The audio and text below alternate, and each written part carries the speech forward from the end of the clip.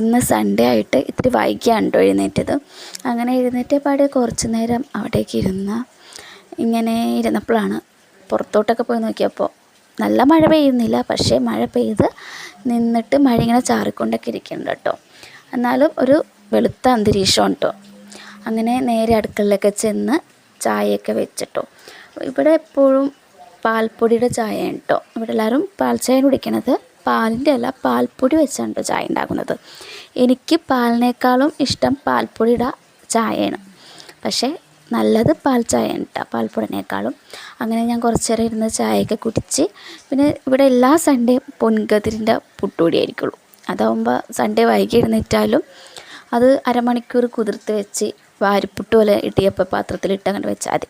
അങ്ങനെ ഞങ്ങൾ അത് കഴിഞ്ഞ് ബീഫ് വാങ്ങിക്കാൻ പോയി. ഇറങ്ങിയല്ല മഴ പെയ്തു, കുറച്ച് നേരം കയറി നിന്നു. അത് കഴിഞ്ഞ് പിന്നെ ബീഫ് സ്ഥലത്ത് ചെന്ന് ബീഫ് വാങ്ങിച്ച് അത് കഴിഞ്ഞ് നേരെ ചേച്ചിയുടെ വീട്ടിൽ പോയി കുറച്ച് നേരം ചേച്ചിയൊക്കെയായിട്ട് സംസാരിച്ച് തിരിച്ച് വീട്ടിൽ വന്ന് ബീഫ് കറി വെക്കാൻ കേട്ടോ. വേറെ വേവിച്ചൊക്കെ എടുത്തു, അതൊന്നും ഞാൻ ഷൂട്ട് ചെയ്തില്ല.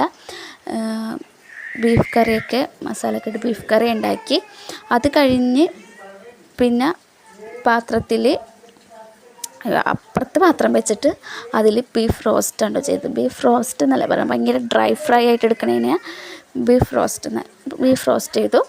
അത് കഴിഞ്ഞ് ബ്രേക്ക്ഫാസ്റ്റ് കഴിച്ചിട്ടുണ്ടായി. ലഞ്ചാണ് വീഡിയോ എടുത്തത്. ലഞ്ച്